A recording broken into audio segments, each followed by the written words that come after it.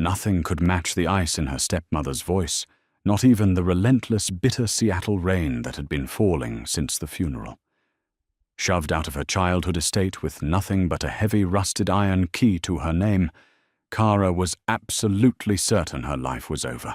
She couldn't have been more wrong. It was just beginning. The mahogany doors of the Queen Anne estate felt heavier than usual when Kara Harrington pushed them open.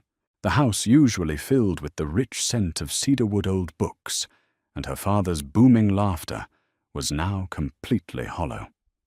David Harrington, a renowned restorer of historic Pacific Northwest architecture, had died suddenly of a massive cardiac arrest just 3 days prior. He was 54, seemingly healthy, and the only family Kara had left in the world. Standing in the grand foyer, her black mourning dress still damp from the graveside service, Kara felt like a ghost haunting her own life. But she wasn't alone. Footsteps echoed from the top of the grand staircase. It was Evelyn. Evelyn Croft had married David 5 years ago. A former luxury real estate broker with sharp cheekbones and an even sharper tongue, Evelyn had seamlessly woven herself into David's life and finances.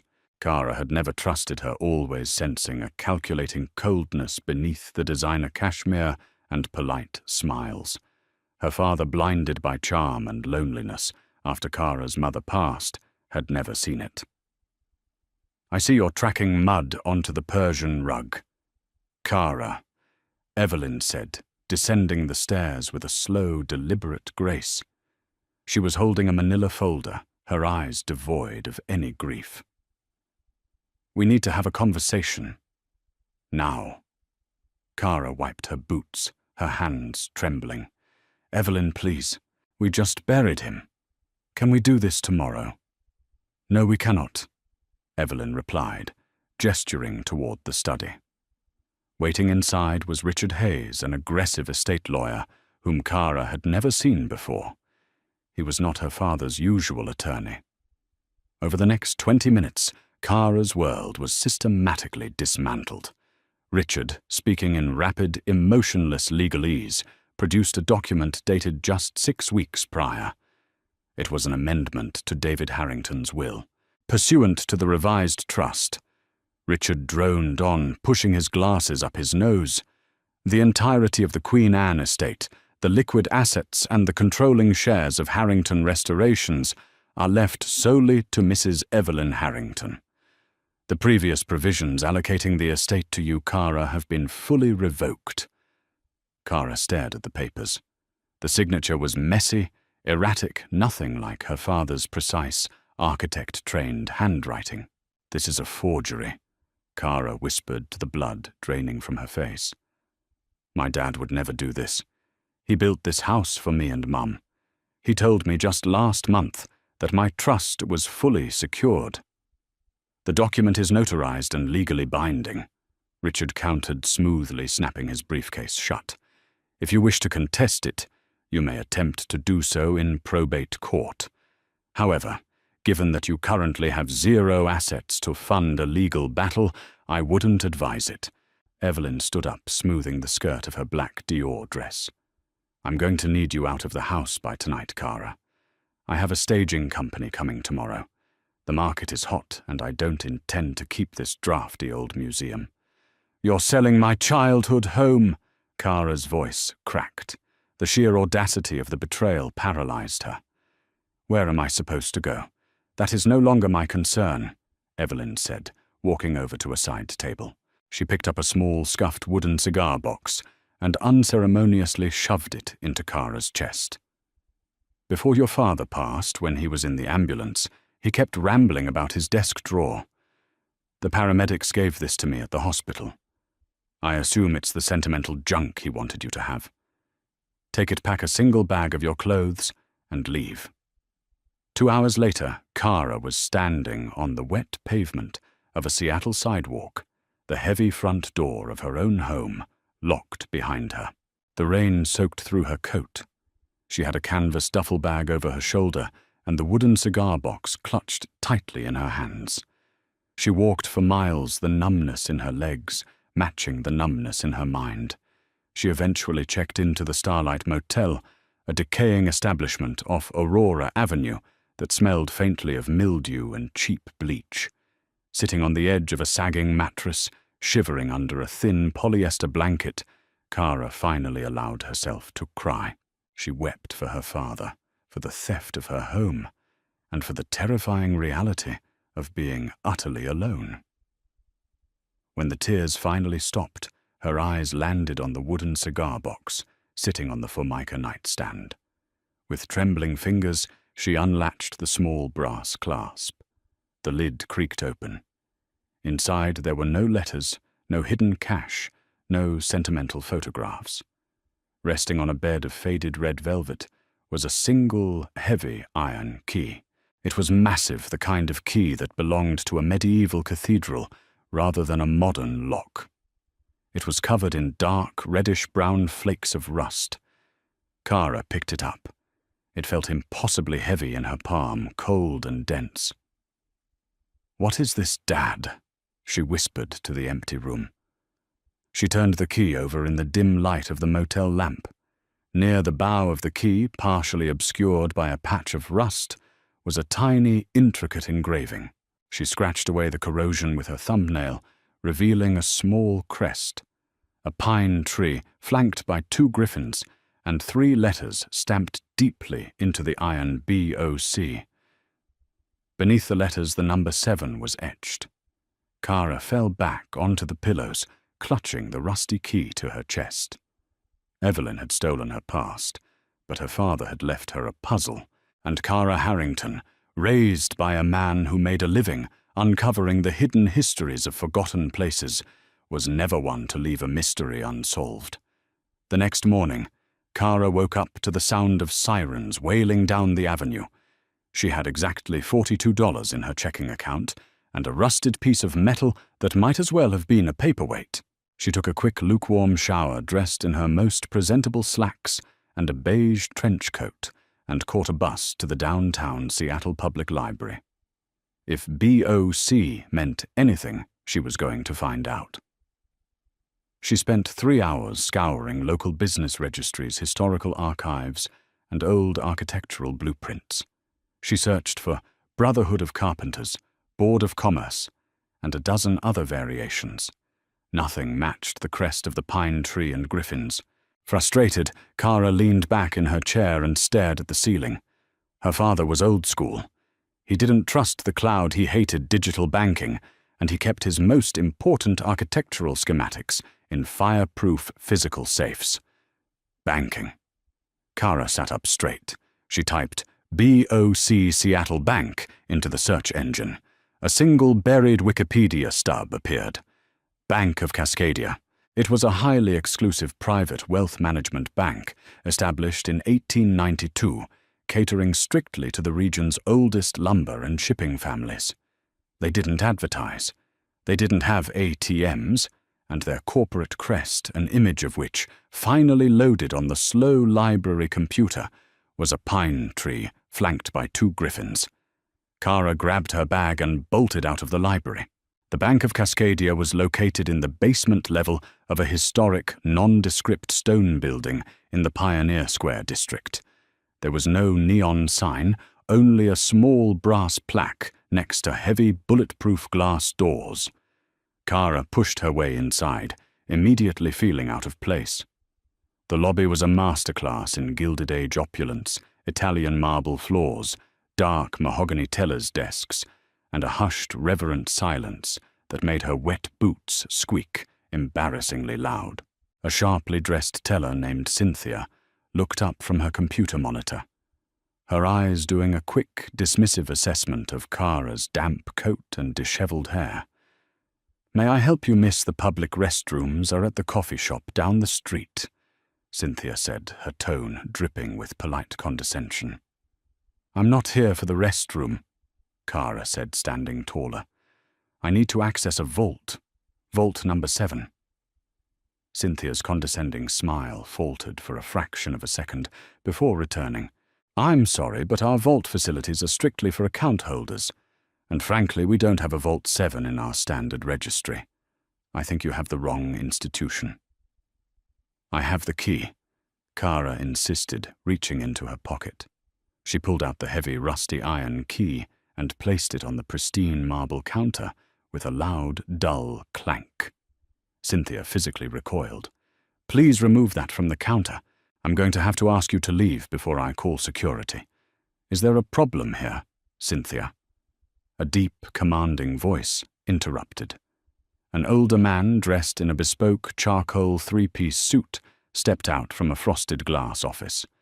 He had a shock of white hair, sharp blue eyes, and a silver pocket watch chain draped across his vest. His name tag read, Arturo Pendleton, Branch Manager. No problem, Mr. Pendleton, Cynthia stammered. This young woman was just leaving. She brought some sort of junk metal in here and is demanding access to a vault. Arturo Pendleton sighed, adjusting his glasses as he looked at Kara. Miss, I apologize, but this is a private... His voice died in his throat. His eyes had just landed on the rusty key sitting on the marble counter. All the color drained from Arturo's face. He moved forward slowly, as if approaching a live explosive, and leaned over the counter. He didn't touch the key, but his eyes traced the pine tree crest and the number 7. When he looked back up at Kara, his hands were visibly shaking. What is your name? Arturo asked, his voice barely a whisper. Kara. Kara Harrington. David Harrington was my father. Arturo closed his eyes for a long moment, letting out a heavy, ragged breath. David is gone, then? Yes, Kara said, a lump forming in her throat. 3 days ago, Cynthia. Arturo said, his voice suddenly snapping with absolute authority. Lock the front doors. Put the branch on a temporary blackout hold. No one comes in. But, sir, it's 2 p.m. on a Tuesday. Do it. Arturo barked a ferocity in him that made the teller scramble for the security lockdown button. Arturo turned to Kara, his expression a mix of deep sorrow and profound anxiety. Grab the key, Miss Harrington, and come with me. We have a lot of stairs to climb down. Kara snatched the key from the counter and followed the bank manager through a discreet wooden door behind the teller line. They entered a narrow, dimly lit concrete stairwell that spiraled downward into the earth. The air grew colder and smelled of damp stone and old oil. My father, Kara started, her voice echoing off the concrete walls. You knew him. I knew him very well. Arturo replied, not looking back as he descended. David wasn't just a client, Kara. He was a guardian. The Bank of Cascadia isn't just a place to store money. The founders of this city, the lumber barons, the railroad tycoons, they acquired things they didn't want the government or the public to ever see. They reached a landing. Before them stood a massive modern titanium door equipped with a retinal scanner and a digital keypad. Your father's restoration company was a perfect cover. Arturo continued typing in a lengthy passcode. When he was hired to retrofit these historic buildings, he was actually maintaining the structural integrity of the subterranean vaults beneath the city. He built the modern security systems that protect the old ones. The titanium door hissed and swung open heavily. Kara stepped through and gasped. They were standing in a massive, cavernous underground chamber. It looked like a cross between a Victorian subway station and a medieval fortress. Lined along the curved brick walls were massive iron-wrought vault doors, each the size of a small car. Arturo walked past Vault 1, Vault 2, leading her deep into the echoing darkness. Evelyn thinks she won, Arturo said quietly as they walked. Your stepmother came in here yesterday, you know, waving that forged will around, demanding access to your father's accounts. Kara stopped. She was here. Did you give her his money? Arturo scoffed a dry, humorless sound. David transferred every liquid asset he had out of standard banking a year ago. the moment he realized Evelyn was slowly poisoning his morning coffee. Kara felt the floor drop out from beneath her. Poisoning my dad died of a heart attack, induced by a gradual build-up of a highly untraceable digitalis compound, if his suspicions were correct, Arturo said grimly. He couldn't prove it yet. He needed more time to gather the evidence without tipping her off, but he knew his heart was failing. So he secured his true legacy, where she could never ever reach it. They finally stopped at the very end of the tunnel. Before them was a door unlike the others. It wasn't shiny titanium or polished steel. It was made of blackened, riveted iron, scarred by time. In the center of the massive door was a single ancient keyhole. Above the door, cast in iron, was the number 7. Vault 7, Arturo said softly. It requires no digital passcode, no retinal scan. It operates entirely on a custom-built, purely mechanical tumbler system designed by your father. It is immune to EMPs, hacking, and power failures. And there is only one key in existence. He looked at the rusty piece of metal in Kara's hand. "Why is the key so rusty?" Kara asked, her heart hammering against her ribs like a trapped bird. "Because he hid it inside the water tank of the toilet in his study," Arturo replied, a faint smile touching his lips. He knew Evelyn was too refined, too much of a snob to ever look in the plumbing. He knew she would just toss the junk out. Arturo stepped back, gesturing to the iron door. "I must warn you, Kara," Arturo said, his tone turning deadly serious. "Once you put that key in the lock, your life as you know it is over. Evelyn is a dangerous woman with dangerous friends. What is inside this vault will give you the power to destroy her, but it will also put a target on your back." Kara looked at the massive iron door. She thought about her father dying alone, betrayed by a woman he brought into their home. She thought about being thrown out into the rain with nothing but a canvas bag. The fear that had been gripping her chest for the last 3 days suddenly evaporated, replaced by a cold, searing anger. "Good," Kara said. She stepped forward, raised the heavy iron key, and slid it into the lock of Vault 7.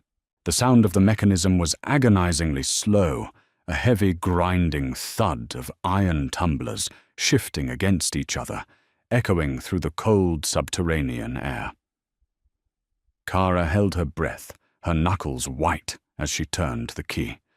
With a final resonating clack that seemed to vibrate through the soles of her boots, the massive door groaned. It didn't swing outward. It slid silently into the wall, revealing a space that was not a vault in the traditional sense. It was a sanctuary. Kara stepped inside, her eyes wide. The room was illuminated by a soft amber glow coming from hidden LED strips, modern technology, integrated into antique surroundings. The walls were lined with floor-to-ceiling mahogany filing cabinets, but the centerpiece of the room was a massive glass-topped drafting table. Spread across the table was not money or gold, but documents, blueprints of the city's most iconic skyscrapers, photographs of historical landmarks, and most chillingly, a thick dossier with the name Evelyn Croft embossed in bold black ink. "I'll leave you to it, Kara," Arturo said from the threshold, his voice tight. "The security protocols of this vault trigger an alert to my private office if someone unauthorized tries to breach it. You are safe here for as long as you need. But be careful what you read. Some truths are meant to stay buried." He retreated, and the heavy door slid shut, leaving Kara in the silence of her father's secret life. She moved to the drafting table. The dossier on Evelyn was a roadmap of destruction. It contained bank statements from offshore accounts in the Cayman Islands, dated back 3 years long before Evelyn had even met David. There were copies of medical reports documenting the slow-acting toxin Arturo had mentioned, signed by a shell company masquerading as a diagnostic lab. But as Kara flipped through the pages, She realized the motive wasn't just wealth, it was land. Attached to the financial records were land deeds for the very property her childhood home sat on. It turned out the Queen Anne estate was the anchor point for a massive multi-million-dollar redevelopment project Evelyn had been secretly planning with a conglomerate called Apex Dynamics. If Evelyn could force the sale of the estate, she would clear the path for a skyscraper that would destroy the historic integrity of the entire neighborhood. Her father hadn't just been a restorer, he had been the primary obstacle to a corporate takeover of the city's heritage. Kara felt a wave of nausea, followed by a surge of clarity. She wasn't just fighting for her inheritance, she was fighting to stop the erasure of the city's history and her father's life work. Buried under the dossier was a small, leather-bound notebook. She opened it. It was her father's journal. To whoever holds the key to Vault 7, you are either my daughter Kara or someone who has destroyed me.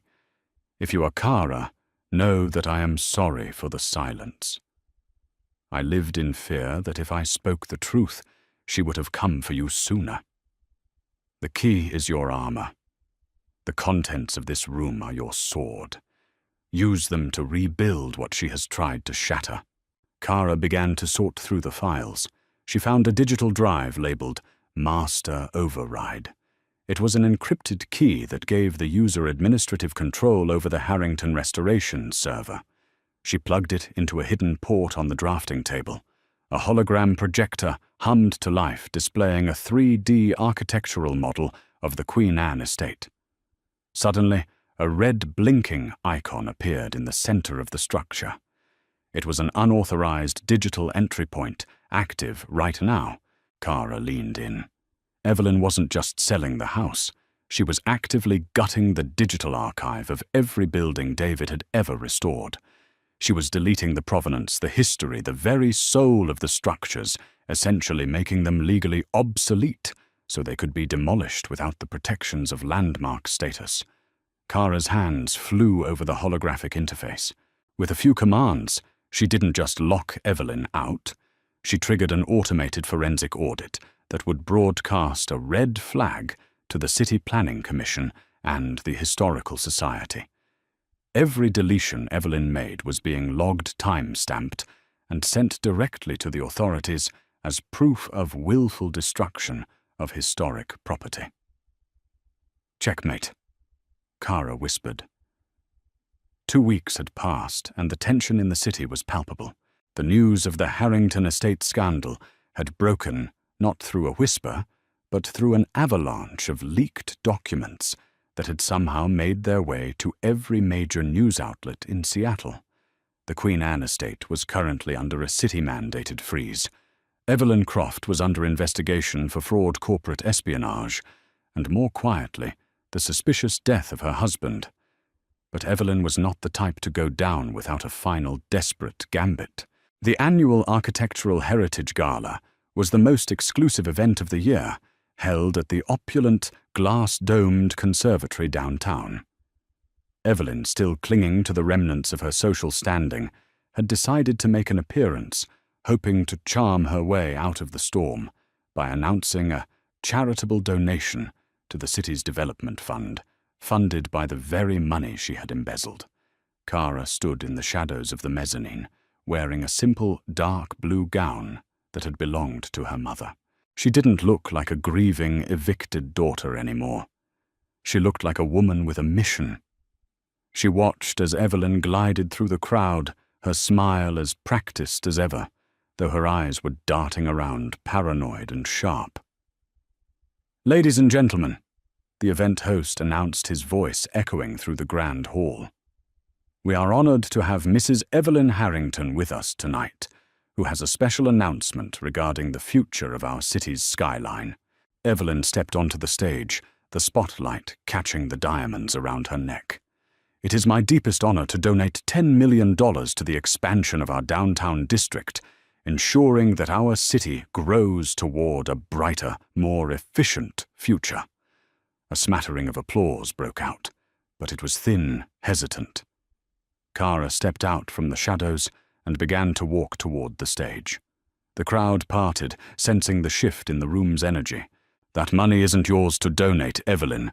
Kara's voice cut through the room, amplified by the hall's acoustics. The room went deathly silent. Evelyn froze her hand, still holding the microphone.